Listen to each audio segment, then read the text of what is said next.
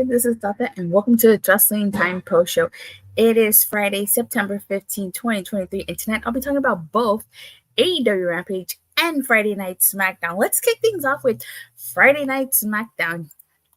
Black Adam meets Peacemaker, yes. So, tonight, The Rock, yes, that's The Rock, Dwayne The Rock Johnson, made his grand return to SmackDown. Now, this is his first time coming back since 2019, and believe me, it was so exciting to see The Rock again. Just the way he's still able to command the crowd and that pop that he received, holy smokes. Like, I was not expecting this, honestly. I was legitimately surprised that The Rock was there. You know, the way things played out was Pat McAfee opened the show, and then he got interrupted by Austin Theory. You know, I really like the fact that Pat McAfee said that Austin Theory is trying to be like him because he dresses like him, which is true. They were both wearing black muscle shirts.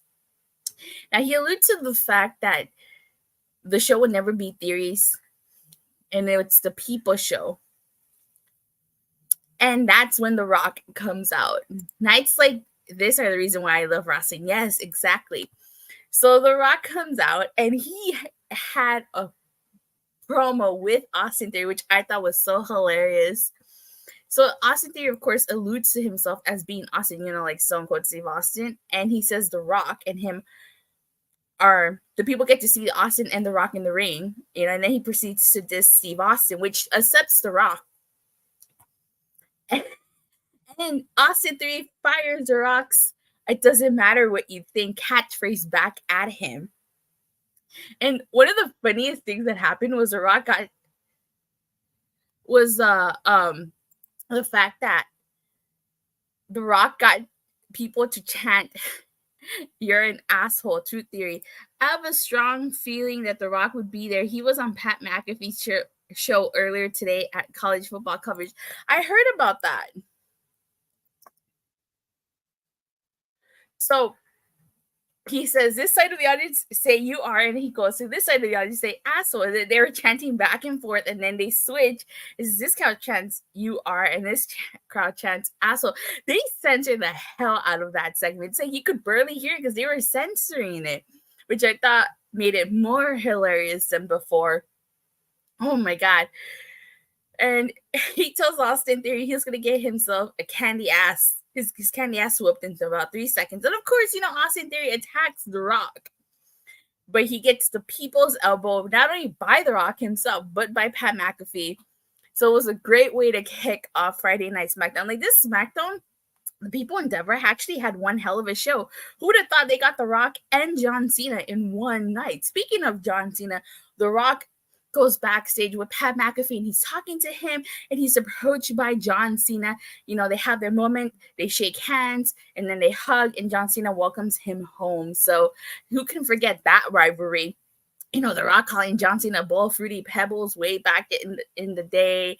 They headline WrestleManias. So it was a really great way to open SmackDown, if you ask me. Totally enjoyed it. But, you know, it was interesting because, like, Casa de 18 Studios mentioned, The Rock was on Pat McAfee's show earlier in the day, and he did talk about quite a few things. The Rock and McAfee show. McAfee was awesome. Yes, it was. And so one of the things he talked about was actually WrestleMania. I'm going to paraphrase here. He said that him headlining WrestleMania with Roman Reigns at SoFi Stadium was locked. It was going to happen, but, you know, stuff happened and it didn't work out. He teases that, you know, with WrestleMania in Philly, that could potentially happen, and he's open to it. So then this begs the question, who would headline WrestleMania with Roman Reigns? Do we get Cody versus Roman 2 and Cody finally finishes the story? Or do we get the match that everyone's been waiting for, Roman Reigns versus The Rock? Now, I think that match doesn't need the title, but knowing WWE, they'll make it for the title.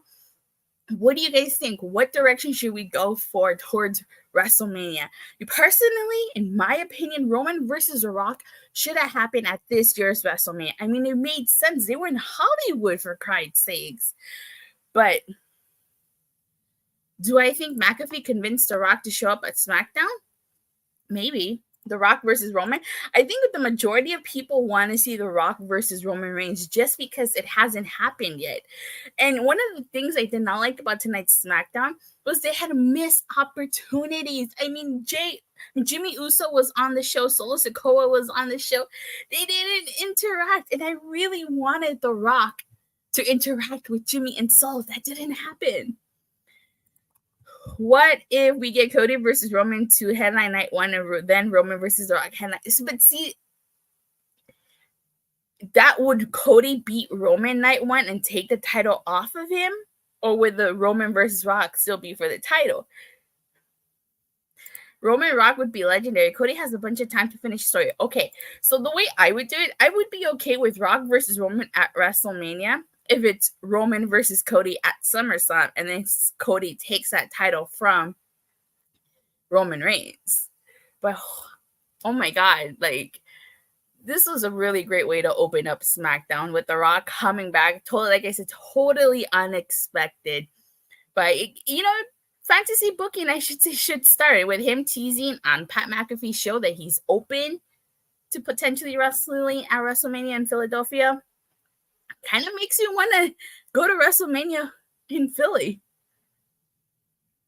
So, but what did you guys think of tonight's opening segment? Were you excited to see The Rock? Were you expecting to see him? I certainly wasn't. I know he was on Pat McAfee's show earlier in the night, but still, it didn't necessarily mean he was going to appear. But hey, really glad. We get AJ Styles versus Finn Balor. This was a good match. Finn Balor was victorious because Jimmy Uso caused a distraction. Despite the fact that Damian Priest and Dominic Mysterio got ejected from this, AJ Styles still lost. I know that Carl Anderson and Gallows were not out there. I know they don't seem to be too happy with AJ Styles getting involved in Bloodline business. So then when they go backstage, Jimmy is approached by Finn Balor, who tells Finn Balor that he was just repaying back Judgment Day for helping him. Balor tells Jimmy that he sees Jay on Raw, and he suggests that both the Usos join Judgment Day. And then, you see Paul Heyman approach. We get... What I like about this is that it seems like they're playing both sides. They want the Usos in Judgment Day, which is so funny because they're so quick to offer the Usos a spot in Judgment Day, but yet it's taking them forever to offer poor JD a spot in Judgment Day. We get an LWO promo, and basically the gist of this is Santos Escobar is basically challenging Rey Mysterio for that U.S. title. He says that it's been his dream to face his idol, Rey Mysterio, with the title on the line. And of course, Rey Mysterio accepts. Now, by the way he said it, it kind of seemed like maybe this might lead to a potential heel turn for Santos Escobar, especially if he fails to win the title. Now, this leads into a segment with Bobby Lashley and the Street Profits. And this leads into the match Street Profits versus Cruz de Toro and Joaquin Wilde. I was not a huge fan of this. This was a quick, short match. On one hand, it does establish the Street Profits as these badasses, especially with their new faction. There was no way they were going to lose. But at the same time, what you're doing is you're making Cruz de Toro and Joaquin Wilde jobbers. I mean, they're the two members of the LWO that don't seem to get shine. The focus is always on Zelina Vega, Rey Mysterio, Santos Escobar, but them two, I mean, they went MIA for a bit, and I don't know where they were. So, but I feel like it's a double-edged sword because if the Street Profits would have faced jobbers, I know I myself would have complained about them facing jobbers. So, I guess this would have done, but still, it just sucks that Cruz de Toro and Joaquin Wilde are not getting the attention that the other three members in LWO are. We get LA Knight versus The Miz. This was a great match, and the fact they actually cut a really great video package before the match, they hyped it up, and I really, really like that. Now, of course, Miz did everything he could to try to beat LA Knight. He pulled the ring, causing a distraction. He gouged the eyes, but that wasn't enough. LA Knight won with the BFT. And it was a clean finish. I was actually pretty surprised that LA Knight, won because I was not expecting him to win. Don't get me wrong, I really wanted LA Knight to win, but I kind of thought that The Miz was going to win this. He was going to cheat to win, and then a third match would happen at Fastlane in October. But now that LA Knight has 2 victories over The Miz, I would think the feud is over. There shouldn't be a reason for a third match with 2 clean finishes over The Miz. But, it wouldn't surprise me if WWE does a third match regardless. So at the end of this match, LA Knight cuts a promo, and he basically says that since he came to SmackDown, he was coming for the gold. He says that he has all these different options, and that it doesn't matter if it's Gunter, if it's Rollins, if it's Rey Mysterio, or even Roman Reigns. So he made his intentions known. He's coming for that gold. And the interesting part is that Solo Sikoa is watching backstage with Paul Heyman, and he says that he needs to take care of this LA Knight problem. Heyman tells him they need to concentrate on who Jimmy is making deals with, and those are battles that Solo's gonna have to fight. So Solo says that he knows what he needs to do, and he will finish it tonight. We get a quick, pretty deli backstage segment. I have to say, they're actually pretty funny. So, why Alton Prince is in a freaking wheelchair, despite the fact that he has an arm injury. And so Adam Pearce says that they'll be cleared to wrestle in no time. Not sure what this had to do with anything, but I thought it was a pretty funny segment. We had a damage control segment, and basically the whole gist of that is that, Dakota Kai questions whether Bayley is ready for Asuka since she's been so distracted with Shotzi. This leads into Bayley versus Asuka, which I thought was a decent match. Asuka is victorious because Shotzi distracts Bayley, and then she chases her away. And this was actually the main event. This was being called the main event. But what closed the show was John Cena and the Grayson Waller effect. So John Cena came out, and he didn't even get a word in because Grayson Waller did not let him speak. And to top it off, Jimmy Uso came out. He snatched the mic out of Cena's hand, and he says that nobody wanted to see Cena, that everyone came to see him. And, everybody starts chanting for John Cena. And he warned Cena, saying that if he embarrassed him like he did 2 weeks ago, he's going to tell Cena to get out of the ring. Solo Sikoa and Paul Heyman come out. There's this moment with Solo where he's staring at Cena, and Solo attacks Jimmy, but then he turns around and super kicks Cena. And then AJ Styles comes out to help John Cena, and it was just chaos. So I feel like we might get ourselves a tag team match, maybe at Fastlane. It's going to be John Cena and AJ Styles versus Jimmy and Solo Sikoa. But actually, you know what? Overall, I really enjoyed tonight's SmackDown. I thought tonight's SmackDown was actually a pretty fun show, except for the Street Profits versus Cruz on Joaquin Wilde. That match, we could have done without that match. And the Pretty Deli segment, I guess you can debate whether or not we needed that, but overall, great SmackDown. I'm going to give it an 8 out of 10. I really liked it. When we say it's not a Sean Spears perfect 10 is for those 2 things I said, but fantastic show. Really great show. The first SmackDown of the Endeavor TKO era. So great show. Now I'm going to talk about AEW Rampage. And we need to talk about this TBS title match. It was Kris Statlander versus Jade Cargill. This was the main event. 10-10 for The Rock alone. Okay, fair enough. So this was actually a really great match. I actually enjoyed this match. This was probably one of Jade Cargill's best matches.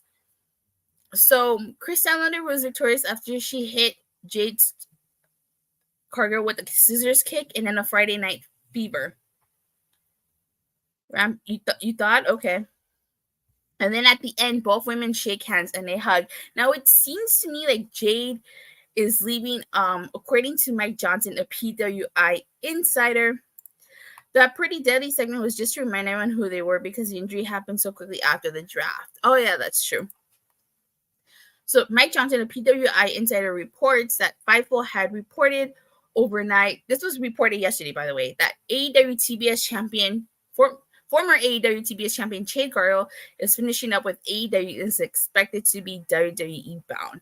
And speaking with AEW sources this morning, again, this was reported yesterday, the belief is that her current AEW deal expires as soon as this week. And while there were discussions with Cargill about staying, nothing was ever agreed to. She is not currently slated for any other AEW appearances, we are told. If and when her deal expires, she would be free to sign elsewhere.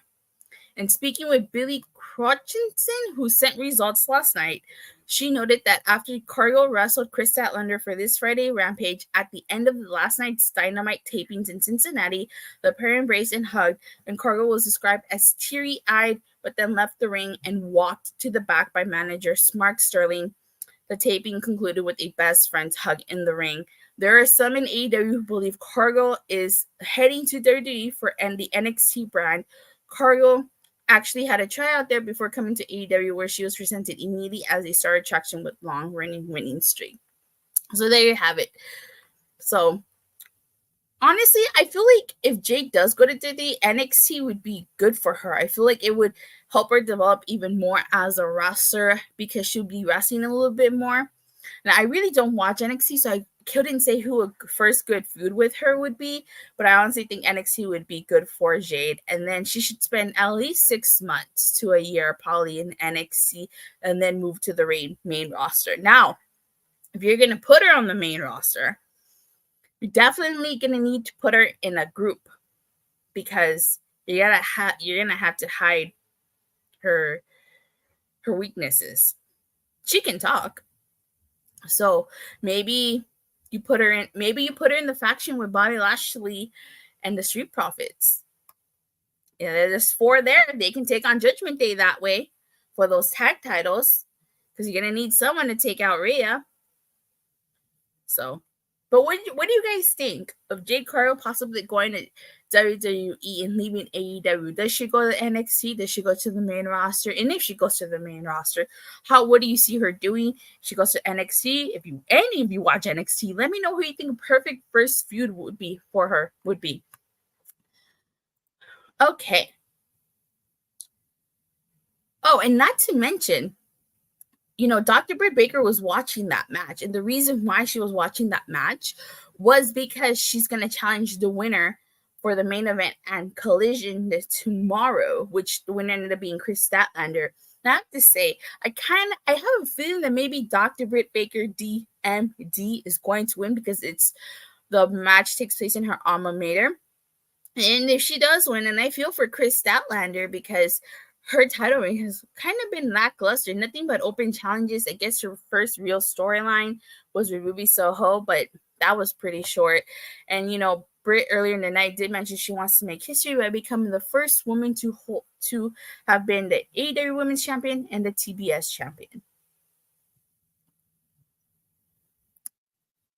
So Rampage kicked off with an 8-man tag match. It was the Lucha Brothers and the Hardys versus Jay Lethal, Jeff Jarrett, the Butcher, and the Blade. I thought this was a fun little match to kick AEW Rampage off with.